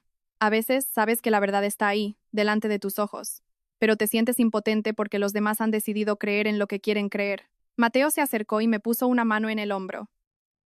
«Déjalo. Ya se lo hemos dicho. Si no nos escuchan, no podemos hacer más». Pero sus ojos reflejaban el dolor de que la persona que acababa de colgar no solo era su antiguo jefe, sino el hombre al que había llamado Padá durante más de 30 años. Esa noche, cuando nos disponíamos a dormir, recibí un mensaje de un número desconocido. «Señora Alba, soy Javi, del almacén. Necesito verla. Es muy importante». Me sorprendió. Javi era un empleado veterano, un hombre tranquilo y de pocas palabras. Le di la dirección de una cafetería cercana que abría hasta tarde y fui con Mateo a su encuentro. Cuando Javi entró, casi no lo reconozco. Llevaba una gorra calada y no paraba de mirar hacia atrás, como si temiera que lo siguieran. Apenas se sentó, sacó un pequeño USB de su chaqueta y lo deslizó rápidamente hacia mí. Le temblaba tanto la mano que el vaso de agua de la mesa tintineó. En voz muy baja, dijo: «Ahora que usted no está, me atrevo a hablar. Adrián nos obliga a manipular las cifras del inventario». Conecté el USB al portátil. Contenía imágenes de las cámaras del almacén, cortadas y manipuladas, tablas de entradas y salidas con las fechas alteradas, y varias órdenes de pago a una empresa de transportes de la que nunca había oído hablar. La empresa no tenía una dirección clara, solo una cuenta bancaria que recibía pagos pequeños pero constantes. Revisé los archivos, con un escalofrío recorriéndome la espalda. Adrián no estaba dando un gran golpe, sino que extraía pequeñas cantidades, lo suficientemente discretas para no llamar la atención, pero que sumadas representaban una fortuna. En ese momento, Javi palideció, miró fijamente por la ventana y susurró: «Señora Alba, alguien me ha seguido». Mateo y yo nos giramos a la vez. Al otro lado de la calle, un coche negro estaba aparcado en silencio. No sabíamos cuánto tiempo llevaba allí. De repente, sus faros se encendieron, apuntando directamente a la cafetería, deslumbrándonos. El ambiente se congeló. Javi tragó saliva, su voz temblorosa. Ese coche ya estaba detrás de mí cuando salí de la empresa. Miré el coche negro, mi corazón latiendo con fuerza, y por primera vez sentí que ya no estábamos ante una simple disputa familiar. Nos habían arrastrado a un juego mucho más peligroso. A la mañana siguiente, apenas abrí los ojos, el teléfono empezó a vibrar sin parar, como si el mundo se estuviera acabando. El primer mensaje era de un conocido del sector de materiales. «Alba, ¿has visto el correo? ¿Qué ha pasado?». Aún no entendía nada cuando llegó otro mensaje, esta vez con una captura de pantalla del asunto de un correo electrónico. Ex gerente de Maderas Torres roba datos de clientes antes de su despido. Con solo leer eso, sentí que el pecho se me helaba. Ese correo se había enviado de forma masiva a socios, proveedores, grupos comerciales del sector e incluso a algunos antiguos clientes de Maderas Torres. El contenido estaba redactado con una habilidad perversa, sin insultos directos, pero cada frase estaba diseñada para crucificarme. Decía que había aprovechado mi tiempo en la empresa para copiar la base de datos de clientes, las listas de precios, los diseños y que se los había pasado en secreto a un competidor. Insinuaba que el hecho de que mi marido y yo estuviéramos preparando la apertura de nuestro propio taller justo después de irnos era la prueba de que lo teníamos todo planeado. Más abajo, adjuntaban capturas de pantalla de mi cuenta de usuario accediendo al sistema de la empresa de madrugada, en una fecha en la que yo ya no trabajaba allí. Cualquier persona ajena que lo viera pensaría sin duda que yo había vuelto a hurtadillas para robar información, pero yo sabía que ese día, después de irme, había estado con Mateo buscando apartamento. No había tocado el sistema para nada. Alguien había usado mi cuenta o había falsificado los registros. Menos de media hora después, Isabel compartió ese correo en el grupo de accionistas y antiguos directivos. Un empleado me envió la captura. Debajo del archivo escribió 4 palabras. «Menos mal que la echamos». 4 palabras que bastaron para que todos los que antes callaban se sumaran al linchamiento. Unos decían que ya se notaba mi ambición, otros que habíamos hecho bien en irnos. Alguien incluso comentó: «Si esa se queda nos deja sin nada». Dejé el teléfono, intentando respirar hondo. En ese momento, llamó mi suegra. Apenas descolgué, oí la voz de Carmen gritando desde un lugar ruidoso, probablemente el mercado. «Alba, ¿quieres vernos a todos en la ruina para quedarte a gusto? ¿Qué te hemos hecho para que nos ataques así?». Cerré los ojos, manteniendo la calma. «Mamá, yo no he hecho eso». Ella soltó una carcajada estridente. «¿Todavía lo niegas? ¿Con las pruebas delante?». Ciega fui al dejar que una nuera como tú entrara en mi casa. Y colgó. Me quedé inmóvil, con el teléfono en la mano, sintiendo una mezcla de rabia y tristeza. Ya no porque esperara que me creyera, sino porque cuando alguien te odia, las pruebas, sean reales o falsas, ya no importan. Solo necesitan una excusa para hundirte. Al mediodía, las consecuencias se hicieron evidentes. Un socio que nos apreciaba mucho nos escribió para decir que, de momento, no podía seguir negociando con nosotros hasta que todo se aclarara. Otro directamente no contestó nuestras llamadas. Un cliente que iba a reunirse con nosotros para un encargo canceló de repente. Todas las puertas que se nos habían empezado a abrir se cerraron de golpe. Mateo leyó los mensajes, su rostro enrojecido por la ira. Se levantó de un salto y cogió las llaves del coche. Voy a la empresa a hablar con Adrián. ¿Se cree que puede acusarnos de lo que le dé la gana? Lo detuve. No puedes. Si vas ahora le darás justo lo que quiere. Él se giró, con fuego en la mirada. ¿Y vamos a quedarnos aquí de brazos cruzados mientras nos difama? Negué con la cabeza. No, pero él quiere que perdamos el control. Si vas allí y montas una escena, tendrá la excusa perfecta para decir que te has delatado. Justo entonces, llamaron a la puerta. No eran golpes suaves, sino firmes, rítmicos y contundentes. Mateo y yo nos miramos. Fue a abrir. En el umbral, había 2 agentes de la Policía de Delitos Económicos y un representante del ayuntamiento. Se presentaron educadamente y nos informaron de que debían hablar con nosotros para verificar una denuncia por presunta apropiación indebida de propiedad intelectual y datos comerciales de la empresa Maderas Torres. Sentí que el corazón se me caía a los pies. Adrián había actuado más rápido de lo que pensaba. No solo había difundido el correo para manchar mi nombre, sino que había presentado una denuncia formal para ponernos a la defensiva. En el acta, constaba que Maderas Torres afirmaba que yo había copiado datos antes de irme para usarlos en mi nuevo negocio. Mateo golpeó la mesa, su voz temblando de rabia. Miserable. El ladrón es él. Tienen que investigar a Adrián, no a mi mujer. Apreté su mano bajo la mesa, pidiéndole calma. Expliqué con claridad que había guardado una copia de los datos para protegerme de posibles manipulaciones de documentos, que no la había usado con fines comerciales, y que estaba dispuesta a entregarla para su cotejo. Los agentes tomaron nota, sin ser hostiles, pero sin poder sacar conclusiones. Antes de irse, nos recordaron que debíamos cooperar y no difundir ningún material relacionado con el caso. La puerta se cerró, y el apartamento quedó en un silencio absoluto. Mateo se sentó, con la cabeza entre las manos. Yo no dije nada. Ser acusado injustamente es horrible, pero que te arrastren a un asunto legal es otra cosa. Si dábamos un paso en falso, Adrián nos convertiría de víctimas en culpables. Después de un rato, volví a abrir el USB que me dio Javi.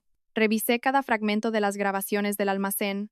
Había una secuencia muy corta, de apenas 10 segundos, con la imagen algo borrosa. En ella, se veía a Adrián a las 2 de la madrugada, de pie frente al ordenador del almacén, manipulando las cifras del inventario. Iba a llamar a Mateo cuando algo me detuvo. Detrás de Adrián, había otra persona. Llevaba una gorra, una mascarilla y una chaqueta oscura. Apenas se le veía la cara. Amplié la imagen. Al principio, solo era una silueta, pero cuando esa persona se inclinó para dejar un dossier sobre la mesa, una pulsera de esmeraldas de diseño brilló bajo la luz del almacén. Mi corazón se detuvo. Conocía perfectamente esa pulsera. Isabel la llevaba casi a diario. Incluso se había jactado de que era un diseño exclusivo, hecho para ella. Me quedé petrificada frente a la pantalla. Mateo se acercó. ¿Qué pasa? Señalé la muñeca de la persona en el vídeo. Mi voz salió ronca. No es que Isabel haya sido engañada por Adrián, Mateo. Mi marido miró la imagen con atención. Su rostro se fue quedando sin color. Continué. Cada palabra un esfuerzo. Ella lo sabe todo, y está colaborando con él para desmantelar la empresa. Desde el momento en que vi la pulsera de esmeraldas de Isabel en aquella grabación, supe que la historia era mucho más compleja. No es que Adrián se estuviera aprovechando de la confianza de mi familia política. Isabel no era una víctima, era consciente, proactiva y mucho más ambiciosa de lo que jamás imaginé. Aquella mujer no solo quería echarnos de Maderas Torres para hacerse con el poder, sino que estaba dispuesta a aliarse con un extraño para vaciar la empresa de su propio padre. Pero en ese momento, no podía actuar. La grabación era demasiado corta y la imagen borrosa. Si la presentaba, Isabel simplemente negaría que fuera ella. Diría que la pulsera era una coincidencia, y todo quedaría en nada. Adrián, por su parte, era un adversario formidable. Nos llevaba varios pasos de ventaja. Había preparado el correo difamatorio y la denuncia, convirtiéndonos en los principales sospechosos. Para derrotarlo, necesitábamos una prueba irrefutable. Un mes después de nuestra partida, Maderas Torres comenzó a desmoronarse a una velocidad alarmante. Los pedidos caían en picado. Los clientes de toda la vida cancelaban sus contratos, y las devoluciones de material se multiplicaban. Un lote llegaba con el color equivocado, otro con una calidad pésima, otro sin los accesorios correspondientes. Eran errores que, bajo la supervisión de Mateo, habrían sido impensables. Las noticias nos llegaban a través de llamadas esporádicas de antiguos empleados. Unos se quejaban de retrasos en el sueldo, otros de que el taller tenía que parar por falta de materia prima. El departamento comercial estaba sumido en el caos, con clientes llamando constantemente para quejarse. Escuchaba todo aquello con el corazón encogido. A pesar de todo, había invertido mucho esfuerzo en ese lugar, y verlo destruirse me dolía. En medio de la crisis, Adrián se presentaba como el salvador. Convenció a Arturo de que pidiera un préstamo urgente para salvar el flujo de caja, argumentando que, sin una inyección de capital, perderían los pocos pedidos que les quedaban. Incluso lo instó a hipotecar el taller y los terrenos del almacén. Al enterarme, me quedé helada. Esos eran los últimos activos de valor de la familia, los cimientos que aún sostenían a la empresa. Mateo, al saberlo, guardó un largo silencio. Sabía que estaba destrozado por dentro. Estaba enfadado con sus padres y su hermana, pero no podía quedarse de brazos cruzados mientras se ponían la soga al cuello. Llamó a Arturo una vez más. Su voz era ronca. «Papá, no firmes esa hipoteca ahora. Al menos, haz una auditoría antes». Pero al otro lado, antes de que Arturo pudiera responder, se oyó la voz de Isabel. «¿Otra vez tú, Mateo? Si te han echado, preocúpate de tus asuntos. Esta empresa no necesita tus consejos». Mateo apretó los dientes. «Estás llevando a papá a la ruina».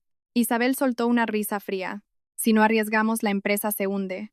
Es mejor que quedarse escuchando vuestros lamentos». Y colgó. Miré a mi marido. Tenía los ojos enrojecidos, pero no dijo nada. El dolor de ser rechazado por tu propia familia a veces no hace ruido. Simplemente te deja sin fuerzas.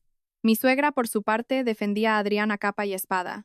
Según contaban en la empresa, Carmen lo consideraba el único que estaba dando la cara por ellos. Decía a los empleados: «Gracias a Adrián, hay gente dispuesta a ayudarnos. No como otros, que en cuanto tienen el estómago lleno, muerden la mano que les dio de comer». Era una clara alusión a mí. Al oírlo, solo pude sonreír con amargura. Hay gente que incluso cuando la están estafando, cree que la están salvando. Para cuando se dan cuenta, ya no les queda nada. Mientras toda la familia depositaba su fe en Adrián, él desviaba, uno a los clientes más importantes hacia Diseños del Norte. Su método era astuto. No los atraía de forma agresiva, sino que dejaba que los propios clientes abandonaran Maderas Torres, decepcionados por la mala calidad. Inmediatamente después, Diseños del Norte aparecía, ofreciendo precios más bajos, plazos de entrega más rápidos y diseños sospechosamente similares. Parecía una competencia normal, pero era una operación perfectamente orquestada. Además, inflaba los precios de la materia prima. Descartó a los proveedores de confianza y los reemplazó por otros nuevos, con precios más altos sobre el papel, pero con una calidad muy inferior. La diferencia se repartía a través de empresas intermediarias, en pequeñas cantidades, pero de forma constante. Siguiendo la información que me había dado Javi, cuanto más investigaba, más claro veía que Adrián no actuaba de forma impulsiva. Tenía un sistema, cómplices, una vía de escape y un plan para desaparecer. Una noche, casi a final de mes, Javi me llamó, aterrorizado. Su voz temblaba. «Señora Alba, acabo de ver algo que no debería haber visto». Le pregunté de inmediato: «¿Dónde estás?». Me dijo que seguía en la empresa, escondido en la escalera de servicio. Había vuelto a por unos registros que se había olvidado y vio la luz del despacho de Isabel encendida. La curiosidad lo llevó a acercarse y vio a Adrián e Isabel abrazados. Me quedé en silencio. Javi continuó, su voz apenas un susurro. «No era un abrazo de compañero, señora. Hablaban con mucha intimidad. Oí a la señorita Isabel decir: «Cuando acabemos con esto, me llevarás de viaje, ¿verdad?». Y él le respondió: «En cuanto firmemos el último contrato, tendremos dinero para ir a donde queramos». Miré a Mateo. Su rostro se había endurecido. Isabel estaba casada. Su marido trabajaba en el extranjero por una larga temporada. Todos en la familia la consideraban una mujer fuerte y responsable. Nadie imaginaba hasta qué punto se había hundido. Comprendí por qué defendía a Adrián con tanta vehemencia. No era solo ambición. Era la ceguera de una mujer seducida por la avaricia y manipulada emocionalmente. Adrián no la había forzado. Solo le había dado lo que ella anhelaba: reconocimiento, atención y la promesa de un futuro diferente. Eso fue suficiente para que ella misma le abriera las puertas de su casa para destruirla. Pero el shock no terminó ahí. Antes de colgar, Javi me envió una foto borrosa, tomada a toda prisa. A pesar de la mala calidad, se veía claramente un contrato sobre la mesa con el logo de Diseños del Norte. Amplié la imagen, mi corazón latiendo con fuerza. El contrato estipulaba la transferencia de la cartera de clientes, las fórmulas de los materiales, las listas de precios internas y varios diseños exclusivos de Maderas Torres, bajo el pretexto de una colaboración comercial. El valor de la operación ascendía a casi 6 millones de euros. Le pasé el teléfono a Mateo. Leyó cada línea, su rostro pasando de la palidez a la ira. dije en voz baja. Si firman eso, tus padres lo perderán todo. Mateo apretó los puños con tanta fuerza que se le marcaron las venas. Después de un momento me miró, su voz era grave pero decidida. Esta vez no vamos a llamar para advertirles. Haremos que toda mi familia vea con sus propios ojos quiénes son esos dos. Lo miré a los ojos. Por primera vez en un mes, no solo vi dolor, sino una determinación inquebrantable. Ya habíamos aguantado suficiente. Si su familia no quería escuchar la verdad, se la pondríamos delante de una forma que nadie pudiera ignorar. Tras ver la foto del contrato que Javi nos envió, Mateo y yo supimos que no podíamos esperar más. Si volvíamos a llamar para advertir a Arturo, pensaría que seguíamos resentidos. Si le enviábamos pruebas sueltas, Carmen defendería a Isabel, y ella, con unas cuantas lágrimas, volvería a darle la vuelta a la tortilla. Esta vez, no hablaríamos. Haríamos que lo vieran con sus propios ojos. Llamé a Luis, un viejo amigo abogado, especialista en disputas empresariales. Después de escuchar toda la historia, guardó un largo silencio y me dijo, Alba, esto ya no es un asunto familiar. Hay indicios de apropiación indebida, robo de datos comerciales, falsificación de documentos y colusión con la competencia, pero para emprender acciones legales, necesitáis una prueba directa, no sospechas ni suposiciones. Tenéis que pillarlos en el acto. Miré a Mateo, y él asintió. El plan se trazó en menos de un día. Javi era la pieza clave. Como seguía dentro y nadie sospechaba de él, podía informarnos de los movimientos de Adrián. Esa misma tarde, nos avisó de que Adrián había ordenado que la sala de juntas principal quedara libre a partir de las 9 de la noche, prohibiendo al personal de seguridad subir a la segunda planta sin su permiso. También le había dicho al informático que no apagara el sistema, ya que necesitaba tener una reunión telemática con un socio. Supe al instante que esa noche era el momento. Le pedí a Luis que preparara un informe de denuncia con el USB, la copia de seguridad de los datos, los registros de acceso, las imágenes de las cámaras y los documentos de transferencias sospechosas. Luis nos dijo que nos acompañaría y que contactaría previamente con las autoridades para que, en caso de una transacción ilegal, todo quedara registrado de forma oficial. No quería más dramas familiares. Gente como Adrián solo teme a las pruebas, e Isabel solo teme a quedarse sin escapatoria. A las 21:40, le envié un único mensaje a Arturo. Si todavía quieres salvar la empresa, ven a la oficina a las 10 de la noche. No le digas nada a Isabel ni a Adrián. Si no vienes, mañana podría ser demasiado tarde. Esperé mirando la pantalla. 5 minutos después respondió. ¿Qué pretendes ahora? Le contesté. No necesito que me creas, solo necesito que vengas y escuches. No le escribí a Carmen, pero sabía que Arturo no iría solo.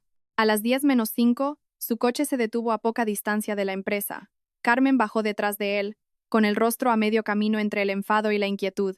En cuanto nos vieron al otro lado de la calle, a la sombra de un árbol, ella hizo un gesto para reprendernos, pero Mateo se llevó un dedo a los labios. Le susurró, «Mamá, si quieres saber si estoy calumniando a Isabel, sígueme y no digas nada». Entramos por una puerta lateral que Javi había dejado abierta. El pasillo de la primera planta estaba a oscuras, solo iluminado por la luz que subía de la escalera. Oía la respiración agitada de Carmen a mi espalda. Probablemente, seguía pensando que era una invención nuestra, que Isabel podía ser impulsiva, pero nunca una traidora. Pero al acercarnos a la sala de juntas de la segunda planta, todos nos detuvimos. Se oían voces desde dentro, con una claridad absoluta. Era la voz de Isabel, alegre y despreocupada. «Firma ya, Adrián. En cuanto acabemos con esto, nos vamos unos días a Singapur. Estoy harta de esta casa». Vi cómo Arturo se quedaba paralizado. Carmen se tapó la boca con la mano, con los ojos desorbitados. Luego, se oyó la voz de Adrián, relajada y despectiva. «¿Qué prisa hay? Tu familia es increíblemente ingenua. Todavía creen que estoy aquí para salvarles el pellejo. Tú solo tienes que asegurarte de que el viejo no revise los papeles». Arturo se apoyó en la pared, su rostro pálido como la cera. Carmen balbuceó en un susurro, «No puede ser», pero Adrián continuó soltando una carcajada. Y luego dijo la frase que congeló el pasillo. «Gracias a la farsa que montaste para culpar a tu hermanito y su mujer, he podido comerme la empresa con esta facilidad. Esa Alba es muy lista. Con ella aquí, no habría podido hacer nada». Oí cómo la respiración de Mateo cambiaba. Se quedó quieto unos segundos y de repente, se lanzó hacia la puerta y la abrió de una patada. La puerta se estrelló contra la pared con un estruendo.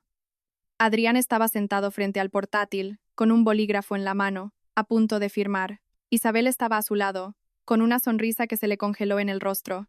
Sobre la mesa, el contrato de transferencia de datos, varios anexos, un disco duro externo y la pantalla del portátil abierta en la cartera de clientes de Maderas Torres. Ambos se quedaron petrificados. Isabel fue la primera en reaccionar, su rostro sin una gota de sangre. Papá. Mamá, ¿qué hacéis aquí? Nadie respondió. Arturo miraba a la hija en la que había confiado, sus labios temblando sin poder articular palabra. Carmen parecía una estatua, aferrada al marco de la puerta, con la vista clavada en el contrato. Yo entré la última y dejé el USB sobre la mesa, justo delante de Adrián. Mi voz era tranquila. ¿Por qué os paráis? Seguid con la función. Adrián se levantó de un salto, sus ojos moviéndose rápidamente de la ventana a la puerta. Intentó mantener la compostura. ¿Qué significa esto? Estáis interrumpiendo una reunión de negocios legal. Luis, el abogado, entró detrás de nosotros y dejó su dossier sobre la mesa. Su voz era firme. Si es legal o no, se lo explicará en un momento a las autoridades. El rostro de Adrián cambió. Se giró para huir por una puerta secundaria, pero al abrirla, se detuvo en seco. Al otro lado, ya lo estaban esperando. Mateo dio un paso adelante, su voz helada. ¿Por qué no corres? Adrián apretó los dientes. Isabel, de repente, se arrodilló y se abrazó a las piernas de Carmen, gritando entre sollozos. «Mamá, sálvame. Solo quería proteger la empresa. No fue mi intención». Carmen miró a su hija, luego al contrato, al disco duro, a la pantalla del ordenador donde se veía la cuenta bancaria que iba a recibir el dinero. Su cuerpo se aflojó. La mujer que me había llamado desagradecida, que nos había echado de su casa, se tambaleó como si no tuviera huesos, se desplomó en el suelo, golpeándose el pecho, con la boca abierta, pero el llanto se le ahogaba en la garganta. Después de un momento logró gritar, con la voz rota. «Dios mío, he destruido a mi propio hijo». Su lamento resonó en la sala silenciosa, bajo la luz blanca y cegadora, frente a los rostros descompuestos de toda mi familia política, y yo, de pie, no sentía ni alegría ni compasión, solo veía cómo la verdad por fin salía a la luz después de tantos días enterrada bajo la calumnia y la codicia. En cuanto Luis ordenó presentar el portátil y el disco duro, Adrián perdió toda su compostura. Lo invitaron a sentarse mientras esperaban a las autoridades, pero sus ojos no dejaban de moverse, como un animal acorralado. Isabel, en cambio, adoptó una nueva estrategia. Hacía unos minutos se arrastraba a los pies de su madre, pero al ver que no había escapatoria, cambió de papel. Señaló a Adrián, su voz quebrada por una falsa indignación. «Fue él. Él me obligó, me engañó y me amenazó con publicar fotos y videos íntimos si no lo ayudaba. Yo no quería hacerle daño a la empresa, me coaccionó». Carmen, al oírlo, se aferró a esa mentira como a un salvavidas. Levantó la cabeza y, entre sollozos, preguntó, «¿Es verdad, Isabel? Dime que es verdad. ¿Te obligó?» Isabel asintió frenéticamente, las lágrimas surcando su rostro. «Sí, mamá, tenía tanto miedo. No me atrevía a decírselo a nadie. Me dijo que si no colaboraba, destruiría mi reputación». Terminó la frase llevándose una mano al pecho, con la respiración entrecortada, como una víctima al límite de sus fuerzas. Si no hubiera escuchado la conversación anterior, hasta yo habría dudado, pero Adrián, sentado en un rincón, la miró con desprecio y soltó una risa seca. «¿Todavía sigues con el teatro? Isabel, naciste para hacerte la víctima». Isabel se revolvió, gritando, «Cállate, tú me has arrastrado a esto». Adrián sonrió con suficiencia. «¿Yo? ¿Y quién me dio acceso a los documentos confidenciales? ¿Quién me abrió las puertas de contabilidad? ¿Quién me dijo que, si conseguía echar a tu hermanito y a su mujer, podría hacer lo que quisiera?» El silencio se apoderó de la sala. Isabel palideció, pero aún tuvo fuerzas para gritar. «Mientes». Adrián ya no necesitaba fingir. Se reclinó en la silla y, con una sonrisa gélida, sacó su móvil y reprodujo una grabación. La voz de Isabel resonó clara y nítida. «Tú actúas sin miedo. Con que consigas echar a Mateo y a su mujer, puedes hacer lo que quieras. Estoy harta de que la nuera lo controle todo». Carmen retrocedió un paso, con los ojos desorbitados. Arturo, inmóvil, temblaba mientras se aferraba a la mesa. Mateo no dijo nada, pero vi cómo apretaba la mandíbula con tanta fuerza que se le marcaron los músculos. Isabel, por su parte, parecía haber recibido una bofetada. Se abalanzó sobre Adrián para quitarle el móvil, pero la detuvieron. «Es un montaje. Lo ha editado para hundirme». Adrián guardó el teléfono. «Si es un montaje o no, ya lo comprobarán los expertos. Pero, ¿de verdad creéis que la empresa tiene salvación?». Dicho esto, cogió un maletín del suelo, sacó un fajo de papeles y los lanzó sobre la mesa. Los documentos se deslizaron hasta quedar frente a Arturo. Yo, que estaba más cerca, Cogí uno. Con solo leer las primeras líneas, sentí que el corazón se me paraba. Eran los papeles de la hipoteca. No solo del taller y los almacenes, sino también de la casa familiar donde vivían Arturo y Carmen. Todo había sido puesto como garantía del préstamo. Y la persona que había firmado la autorización y el compromiso de aportar bienes adicionales era, sin lugar a dudas, Isabel. Le pasé los papeles a Mateo. Su rostro se quedó sin color. Arturo se los arrebató de las manos, pasando las páginas con una respiración cada vez más agitada. De repente, un sonido seco y violento resonó en la sala. Arturo había abofeteado a Isabel con tal fuerza que ella se tambaleó y cayó contra una silla. Él rugió. «Estás loca. ¿Con qué derecho has hipotecado el taller, los almacenes y hasta nuestra casa?»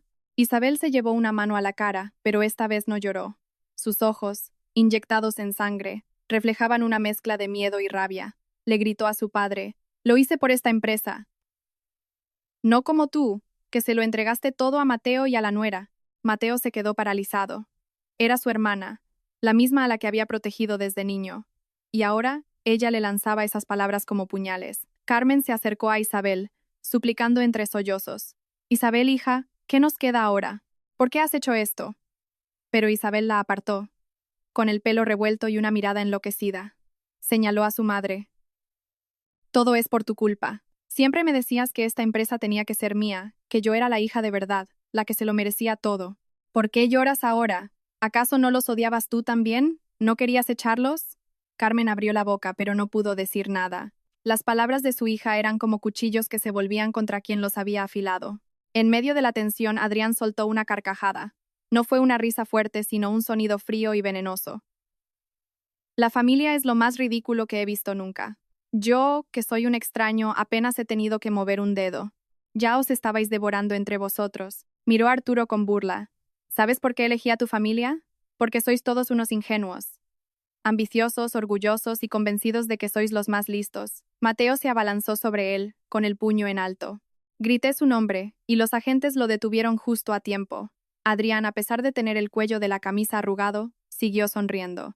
Le susurró, pero con la suficiente claridad para que todos lo oyeran: «Pégame. Un solo golpe, y mañana tendré otro motivo para denunciarte». Mateo respiraba con dificultad, con la rabia contenida. Me acerqué y le cogí del brazo para que retrocediera. No merecía la pena. Observé la escena. Arturo, derrumbado. Carmen, llorando sin consuelo. Isabel, en el suelo, temblando de rabia. Y Adrián, con su sonrisa arrogante. Por primera vez, veía cómo una familia se autodestruía. No hacía falta un enemigo brillante. Bastaba con la codicia, el favoritismo y el orgullo para que todo se pudriera desde dentro. Justo en ese momento, sonó el teléfono de Arturo. El timbre fue un sonido estridente en medio del silencio. Contestó, temblando. Unos segundos después, su rostro se descompuso. Era el banco, informándole de que la cuenta de Maderas Torres había sido bloqueada de forma preventiva por transacciones sospechosas. El teléfono se le resbaló de las manos y cayó al suelo con un golpe seco.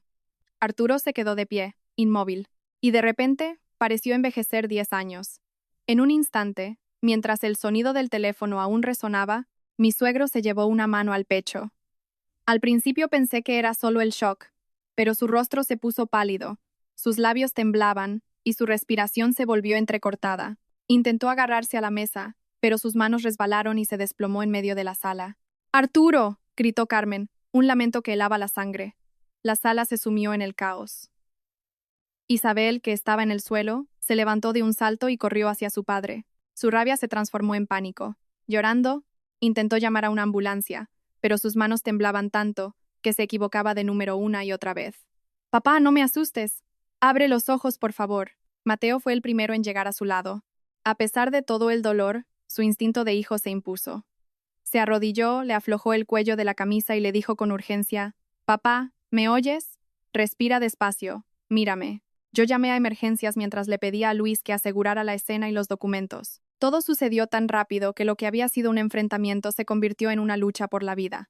Adrián, retenido en un rincón, no se cayó. Viendo a Arturo en el suelo, soltó una risa cruel. «No se va a morir tan fácil. El que da más pena aquí es Mateo». Esa frase nos dejó a todos helados. Mateo giró la cabeza. Su mirada era como un puñal. «¿Qué has dicho?». Adrián sonrió y miró a Arturo. «¿No se lo has contado?». Arturo, con el rostro pálido, intentó hablar. Un sonido ronco salió de su garganta. «Cállate». Pero Adrián, disfrutando del momento, continuó lentamente. «Mateo no es tu hijo biológico». El aire se esfumó de la sala. Oí a Carmen jadear y retroceder, chocando contra una silla. Isabel, que seguía llorando, se quedó en silencio, mirando a su madre con los ojos desorbitados. Mateo se quedó inmóvil unos segundos y luego soltó una risa seca, amarga, incrédula. ¿Te crees que por decir esa estupidez te voy a creer? Adrián inclinó la cabeza. Su expresión era gélida. Si no me crees, pregúntale a tu madre. Todas las miradas se clavaron en Carmen. Yo también la miré. La mujer que hacía un momento lloraba por su marido estaba ahora petrificada. Sus labios temblaban, sus manos se retorcían. No gritó, no lo negó, no se atrevió a mirar a Mateo. Su silencio fue la respuesta más cruel. Mateo retrocedió un paso, su rostro descompuesto. Le cogí la mano, pero estaba helada.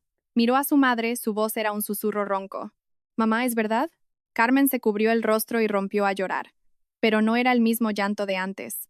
No era pánico por perder su patrimonio, ni dolor por la traición de su hija. Era el llanto de alguien cuyo secreto, enterrado durante décadas, acababa de salir a la luz. La ambulancia llegó rápidamente. Mientras subían a Arturo a la camilla, él, medio consciente, intentó agarrar la mano de Mateo. Sus ojos estaban enrojecidos. Sus labios se movían sin emitir sonido. Mateo se inclinó, pero su padre solo pudo jadear, mientras una lágrima se deslizaba por su sien. Esa imagen me encogió el corazón. Hay lazos que, sean de sangre o no, 30 años de vida en común no pueden romperse tan fácilmente. Seguimos a la ambulancia al hospital. Durante el trayecto, nadie habló. Carmen iba en el asiento de atrás, con el rostro cubierto, sus hombros sacudidos por los sollozos. Isabel se fue en otro coche con Luis y las autoridades para continuar con las diligencias. En el pasillo de urgencias, Mateo se enfrentó a su madre. La luz blanca del hospital acentuaba su agotamiento y su dolor. Le preguntó en voz baja: «Entonces, ¿quién es mi padre biológico?» Carmen, llorando, apenas podía sostenerse en pie. Se apoyó en la pared, negando con la cabeza una y otra vez, hasta que finalmente pudo hablar. «Lo siento, Mateo. Te lo he ocultado durante más de 30 años». Sus palabras resonaron en el pasillo silencioso. Antes de casarse con Arturo, había estado enamorada de otro hombre. Planeaban casarse, pero sus familias se opusieron. Poco después, él murió en un accidente, justo cuando ella descubrió que estaba embarazada. Desesperada y con el honor de su familia en juego, Arturo, que estaba enamorado de ella, se ofreció a casarse. Él sabía que el hijo no era suyo, pero aceptó para salvar las apariencias y para que el niño tuviera un padre. Mateo escuchó la historia en silencio. Miró hacia la puerta de urgencias, donde estaba el hombre que lo había criado, y luego a su madre. «¿Y por qué me hiciste vivir como si fuera una carga? ¿Por qué siempre defendiste a Isabel mientras yo tenía que aguantarlo todo?» Carmen lloró aún más fuerte, incapaz de responder. Quizás porque ella misma sabía que, con su favoritismo, había herido al hijo al que creía estar protegiendo de su pasado. Me acerqué a Mateo, sin saber qué decir. Un hombre que acababa de perder la fe en su hermana, de ver a su madre derrumbarse y de descubrir que el padre al que más respetaba no compartía su sangre. Pero lo más doloroso no era la sangre.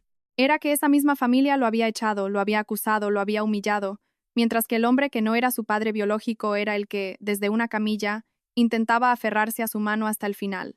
Mateo se sentó en un banco del pasillo, con la cabeza gacha, las manos entrelazadas. Me senté a su lado y le puse una mano en el hombro. Después de un largo rato, dijo, su voz casi inaudible: «Alba, ya no sé quién soy en esa casa». Sentí un nudo en la garganta. Solo pude apretarle la mano con fuerza. Esa noche, me di cuenta de que mi familia política no solo estaba al borde de perder una empresa, estaban perdiendo la confianza, el honor y las apariencias que tanto se habían esforzado en mantener. Y lo más aterrador es que los secretos, cuando salen a la luz después de tanto tiempo, no solo hieren a una persona, arrastran a toda la familia al abismo. A la mañana siguiente, con Arturo aún en cuidados intensivos, el pasillo del hospital se convirtió en un nuevo campo de batalla. La policía continuaba con las diligencias. Isabel estaba sentada en un rincón, encogida, con el pelo revuelto y el rostro pálido. Pero cuando vio pasar a Adrián, escoltado por 2 agentes, se levantó de un salto, como si le hubieran tocado un nervio. Se abalanzó sobre él, arañándole el cuello y la cara. «Me dijiste que me querías». Me prometiste que cogeríamos el dinero y nos casaríamos. Que me sacarías de esta casa. Sus gritos resonaron en el pasillo, atrayendo las miradas de todos. Adrián, a pesar de estar sujeto, la miró con un desprecio cruel. Soltó una carcajada fría. ¿De verdad creíste que me iba a enamorar de una mujer que vende a su propia familia por dinero? Isabel se quedó paralizada, como si le hubieran echado un cubo de agua hirviendo. Unos segundos después, perdió el control. Agarró una silla de plástico y la levantó, dispuesta a estrellársela encima, gritando hasta quedarse sin voz. «Desgraciado, te mato, te mato». La seguridad del hospital y los agentes tuvieron que reducirla. La silla cayó al suelo con un estruendo. Carmen, que salía del despacho del médico, casi se desmaya al ver la escena. Corrió a abrazar a su hija, llorando y suplicando: «Hija, cálmate, no cometas otra locura». Pero Isabel se revolvía, como si no reconociera a su madre, señalando a Adrián con el maquillaje corrido por las lágrimas. «¿Lo ves, mamá? Me engañó. Me dijo que me quería, que con dinero no tendría que vivir comparándome siempre con Mateo». Esa frase dejó a Mateo, que estaba a mi lado, en silencio. Vi cómo apretaba los puños. Isabel, incluso en ese momento, no entendía su error. No le dolía haber arruinado a su padre, a su hermano y a la empresa. Le dolía que el hombre en el que había confiado la hubiera rechazado. Hay gente que, incluso cayendo al abismo, solo ve sus propias heridas. Esa tarde, Luis nos informó de que la investigación había destapado un fraude masivo. Cerca de 2 millones de euros habían sido desviados de Maderas Torres a través de facturas falsas, pagos a empresas fantasma y comisiones inexistentes. Parte del dinero ya había sido transferido al extranjero, pero lo más grave era que muchos de los documentos llevaban la firma real de Isabel. No eran falsificaciones. Ella había firmado, había autorizado cada paso. Adrián era el cerebro, pero Isabel había sido la ejecutora. Con esas pruebas ya no era una víctima, era una cómplice. Esa noche, Carmen estaba destrozada.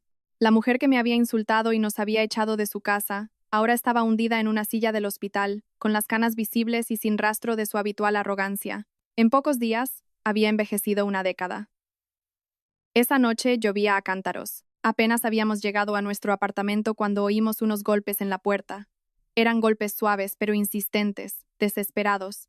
Abrí y me quedé helada. Era Carmen, empapada, con el pelo pegado a la cara y los pies sucios. En cuanto me vio, en lugar de entrar, se arrodilló en el umbral. Me eché hacia atrás, horrorizada. «Mamá, ¿qué hace?». Juntó las manos, las lágrimas mezclándose con la lluvia en su rostro demacrado. «Alba, me equivoqué. Por favor, te lo suplico, salva a mi hija». Su voz se rompió. Me quedé paralizada. Frente a mí ya no estaba la mujer altiva, sino una madre desesperada. Mateo, detrás de mí, apretó los puños, temblando. Carmen lo miró. «Mateo, sé que os fallé, que fui una ciega, pero si Isabel va a la cárcel, no podré soportarlo». Mateo la observó durante un largo rato. Su mirada ya no era de ira, sino de un cansancio profundo. Le preguntó, con voz gélida: «¿Cuando nos echaste, pensaste si nosotros podríamos soportarlo?». Carmen se quedó sin palabras, como si la hubieran apuñalado. Mateo continuó: «Cuando llamaste a mi mujer desagradecida, cuando creíste a Isabel sin escucharnos, ¿pensaste en cómo quedaría la reputación de Alba si la acusaban de ladrona?». Carmen rompió a llorar golpeándose la cabeza contra el suelo mojado. «Me equivoqué, fui una ciega, corrí a levantarla. A pesar de todo, no podía permitir que se hiciera daño. La ayudé a entrar y le di una toalla. Pero mi mente era un caos. Sentada en una silla de nuestro pequeño apartamento, no paraba de repetir: «Salva a Isabel. Eres inteligente. Conoces la empresa. Di una palabra por ella. Solo fue una imprudencia. Ese hombre la engañó». La miré, con un nudo en la garganta. Incluso ahora, llamaba al crimen de su hija una imprudencia. Dije lentamente: «Mamá, yo no tengo el poder de salvarla». Ella firmó los papeles, transfirió el dinero y nos calumnió. Ahora, es la justicia la que debe decidir. Carmen me miró, incrédula. «¿Entonces no me vas a ayudar?». Guardé silencio y luego respondí: «No echaré más leña al fuego, pero tampoco voy a mentir para protegerla». La habitación quedó en silencio, solo roto por el sonido de la lluvia. Carmen lloró, y Mateo se dio la vuelta, sus hombros temblando ligeramente. Supe que en ese momento, el último resquicio de orgullo de mi suegra se había roto. La mujer que creía que todo se arreglaba con lágrimas y órdenes, por fin entendía que hay consecuencias que no se pueden suplicar y heridas que, aunque el culpable se arrodille, no se borran tan fácilmente. 2 días después, El hospital nos informó de que Arturo había superado la fase crítica. Estaba vivo, pero su salud había quedado muy mermada. Tenía la mitad izquierda del cuerpo debilitada y le costaba hablar. Esa tarde, nos pidió que fuéramos a verlo. Al entrar en la habitación, el olor a desinfectante y el pitido monótono de las máquinas creaban una atmósfera desoladora. Arturo yacía en la cama, mucho más delgado. Al ver a Mateo, lo miró durante un largo rato, sus ojos llenos de arrepentimiento y un profundo afecto que nunca antes había expresado. Le hizo una seña para que se acercara. Arturo le cogió la mano, que estaba fría y débil. Dijo lentamente, con voz ronca: «Aunque no lleves mi sangre, eres el único al que siempre he considerado mi hijo». Mateo giró la cabeza, sus ojos enrojecidos. Arturo me indicó que abriera el cajón de la mesilla. Dentro había un sobre grande a nombre de Mateo. Se lo entregué, y él se lo tendió a mi marido. «Ábrelo, hijo». Dentro había un testamento, documentos de acciones y varios poderes notariales firmados antes de que estallara la crisis. Al leerlos, mi corazón se aceleró. Arturo había transferido en secreto la mayor parte de las acciones de Maderas Torres a nombre de Mateo.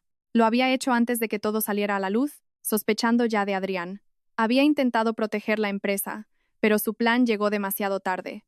Arturo suspiró.